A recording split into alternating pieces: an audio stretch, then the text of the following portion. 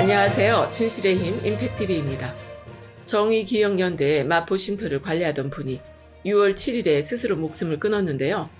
정말 너무나 안타깝고 슬픈 일입니다. 삼가 고인의 명복을 빕니다. 윤미향 의원이 7일에 기자들이 대문 밖에서 카메라 세워놓고 생중계하며 마치 쉼터를 범죄자 소굴처럼 보도를 해대고 검찰에서 쉼터로 들이닥쳐 압수수색을 했다고 페북에 글을 올렸는데요. 저는 이런 얘기를 들을 때마다 조국 전 장관 집을 압수수색할 때 음식 배달하는 분을 붙들고 짜장면 먹었냐, 안에 몇 명이나 있더냐 하면서 세상 해맑게 웃던 기자들 얼굴이 늘 떠올라요. 그게 어디 사람의 얼굴이던가요? 사실 확인도 없이 써대는 기사 때문에 한 가정이 받는 고통에는 아무 상관없이 그저 눈앞에 먹잇감을 가지고 노는 짐승의 얼굴 아니었습니까? 그러니 돌아가신 분이 자신의 삶이 통째로 부정당하는 것 같은 느낌이라는 말씀을 하셨겠죠. 이용수 할머님은 자신과 정신대 피해 할머님들이 30년간 이용당했다. 정 의원이 위안부를 팔아먹었다. 자신이 그 원수를 갚겠다. 이렇게까지 말씀을 하셨는데요. 저는 이용수 할머님이 정 의원에서 활동하는 활동가들을 도대체 뭐 하는 사람들이라고 생각하는지 모르겠어요. 전쟁 중에 당한 피해를 전 세계에 알리고 그 피해를 보상받고 다시는 그런 일이 생기지 않도록 하자는 목적으로 뜻을 모은 사람들 아닌가요? 자신이 생각하는 올바름을 위해서 한평생 바쳐서 운동을 해온 거지 할머님들을 위해서 존재하는 사람들이 아니에요. 할머님들 입장에서만 보면 내 아픔에 공감하고 함께 나서주는 사람들이 한없이 고마울 법도 한데 말이죠. 정말 너무나 안타깝고 다시 한번 고인의 영면을 기원합니다. 4일에 김종인 통합당 비대위장이 기본소득에 대해서 검토를 계속하겠다는 얘기를 했는데요. 안철수 국민의당 대표도 한국형 기본소득제를 고민하고 모색해 나가겠다면서 다음 달에는 기본소득 전문가들이랑 세미나도 열 계획이라고 해요. 선거에서 지고 나니까 정체성이 막 흔들리는 모양인데요. 보수 세력은 역사적으로 보편적 복지에 대해서 굉장히 부정적인 입장이었거든요. 이 보편적 복지라는 말을 하면 딱 생각나는 거 있잖아요. 2011년에 서울에서도 무상급식을 실시해야 된다는 논의가 활발해지니까 부잣집 애들한테까지 공짜 밥을 줘야 하냐면서 갑자기 주민투표를 해서 결정하자 이렇게 오세훈 시장이 나섰잖아요. 벌써 10년 전 일이라서 기억이 가물가물하긴 한데 그때도 이게 웬 뻘짓인가 했었거든요. 이명박이 서울시장 하고 나서 대통령이 됐잖아요. 이때만 해도 서울시장 자리가 대통령 자리하고 아주 가깝게 느껴졌을 때였어요. 그런데 잘못된 확신과 욕심이 겹치면 이렇게 바보 같은 짓도 할 수 있구나 싶게 만드는 그야말로 역대급 똥뿌리였죠. 당시에 한나라당에서도 반대가 심했었는데 결국 자기 뜻대로 밀어붙여서 주민투표를 하더라고요. 다들 아시는 것처럼 오세훈이라는 별명을 남기고 정치 무대에서 스스로를 완전히 지워버리는 결과를 만들었죠.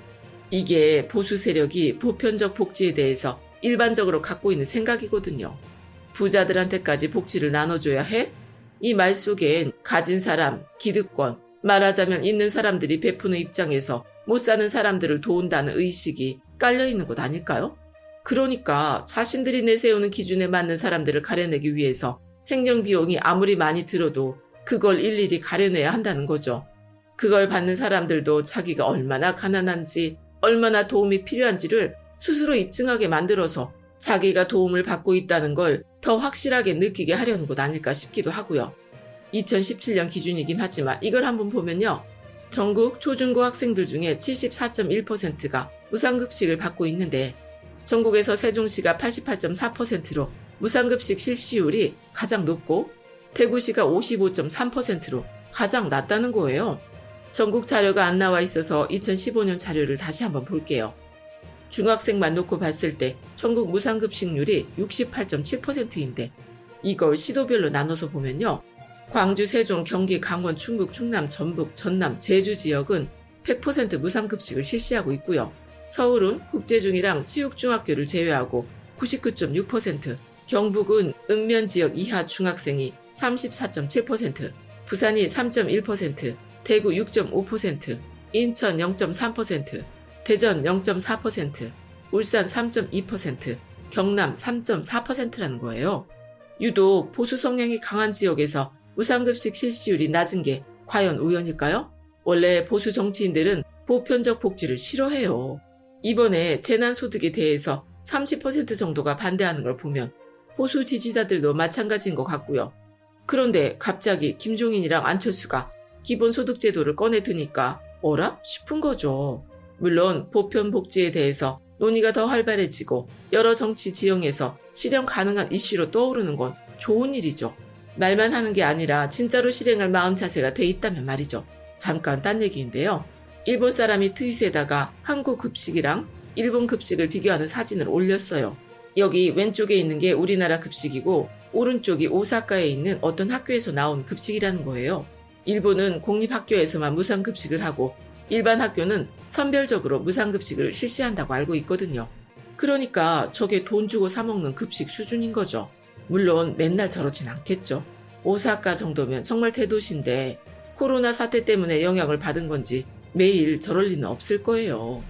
그런데 댓글들을 보니까 일본에서도 급식 문제가 심각하구나 싶은 생각이 들긴 하더라고요. 몇 가지 소개해드리면요. 아이는 사회가 키우는 것이라고 하지만 일본에서는 실천되고 있는 것 같지가 않아. 많이 차이가 나네요. 일본이랑은. 이런 일반적인 댓글 반응도 있고요. 정말로 이렇게 돼버린 거네요. 일본은 정말 가난해지고 있구나. 오사카 유신이라는 정당이 없는 게 나을 정도의 급식. 부끄럽다. 한심하다. 이렇게 신세 한탄도 나오고 마이클 무어의 세계 침략의 추천에서도 타국의 훌륭함을 소개하고 있는데 일본은 미국 이하군요. 한국 아이들은 행복하겠네요. 한국 멋지다. 일본 애들이 너무 불쌍해. 어른들이 지켜야 하는데. 저도 한국에 사는 친구의 일반적인 한국 급식 사진 보여줘 라고 물었더니 같은 사진을 받았습니다. 뭐 이렇게 우리나라 부럽다는 댓글들이 많이 달렸어요. 일본을 보면 늘 느끼는 거지만 나라가 돈이 많은 거랑 국민들이 행복하고 잘 사는 거랑은 꼭 일치하는 게 아니구나 싶은 생각이 들잖아요. 나라 돈을 어디에 어떻게 쓸지는 가진 사람들이 결정한단 말이죠. 그 사람들은 돈도 많고 힘도 세요. 보수가 지금보다 힘이 세져서 공짜 복지는 절대로 안 돼. 무조건 그게 필요할 만큼 가난하다는 걸 증명하고 나한테서 얻어가야 되는 거야. 이렇게 생각하는 사람들이 많아지면 우리 아이들이 언제 저런 밥상을 받게 될지 알 수 없는 일 아닙니까? 기본소득 얘기를 좀 더 해보면요.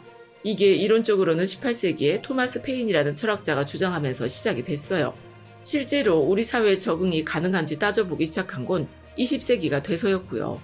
특히 1980년대부터는 북유럽, 서유럽에서 토론이 활발해지면서 핀란드 같은 데서는 실제로 실험을 해보기도 했고요. 그런데 결론적으로는 돈 문제가 걸려 있어서 실제 정책으로는 반영한 나라가 아직 없어요. 우리나라에서는 지난 대선 때 이재명 당시 성남시장이랑 박원순 서울시장이 기본소득제라는 걸 처음 들고 나왔었잖아요. 특히 이재명 성남시장은 2016년부터 성남시에서 기본소득제도의 실험판이라고 할 수 있는 청년배당을 실시하기도 했었고요.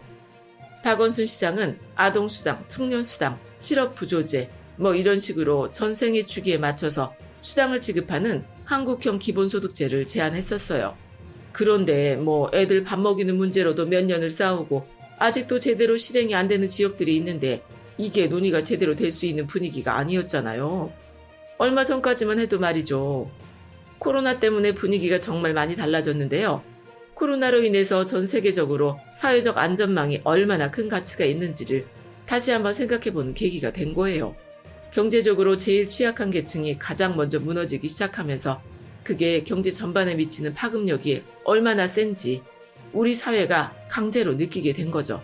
급한 와중에 국민들한테 직접 연료를 넣어줘 봤더니 기차랑 비행기 같이 대기업에만 연료를 넣어주는 것보다 훨씬 효과가 직접적이고 빠르다는 것도 깨닫게 됐고요. 얼마 전에 이재명 지사가 다스베이다에 나와서 기본소득제를 실행하게 되면 몇 시간만 일하면서 별 욕심 없이 살아가는 사람들을 위한 일자리도 충족할 수 있게 된다. 이런 얘기를 했었거든요. 제가 예전에 읽었던 책 중에 러셀이라는 철학자가 쓴 게으름에 대한 찬양이라는 책이 있는데요. 이재명 지사 얘기를 들으면서 이 책이 딱 떠올랐어요. 하루에 4시간씩만 일하면 소득은 줄어들지만 그 적은 소득을 여러 사람이 함께 나눌 수 있다. 그리고 남는 시간은 책을 읽거나 생각을 하면서 취미생활을 하자. 뭐 이런 얘기였거든요. 4차 산업혁명 하면서 장밋빛 미래 전망만 얘기를 해서 그렇지. 사실 4차 산업혁명의 핵심이 기계화잖아요. 기계화가 이루어지다 보면 자연스럽게 인간들이 할 일이 없어지는 거고요. 내가 하루에 8시간씩 일하면 누군가는 일자리를 못 구할 가능성이 4차 산업혁명 시대에는 더 커진다는 거예요. 그러니까 일 욕심 많은 사람들은 일을 더 열심히 해서 돈을 많이 벌더라도 그렇지 않은 사람들은 일하는 시간을 줄이고 어느 정도 국가에서 기본적인 소득을 줘서 더 많은 사람들이 최소한의 노동과 기본소득으로 생계를 이어가는 사회가 어느 시점에는 올 수도 있지 않을까요? 지금 이재명 지사나 박원순 시장은 방향을 살짝 전국민 고용보험 쪽으로 틀긴 했지만요. 어쨌든 이런 여권 인사들이랑 김종인, 안철수 같은 야권 인사들까지 보편적 복지에 대한 논의가 활발해지는 건 좋은 일이라고 생각하고요. 물론 하루 이틀 사이에 될 일은 아니다 싶기는 한데요. 하지만 우리 사회가 이제는 이런 사회적 필요에 대해서 서로 의견을 주고받을 만큼 충분히 성숙했다는 게 참 반가운 일이라고 저는 생각합니다. 끝까지 시청해주셔서 고맙습니다.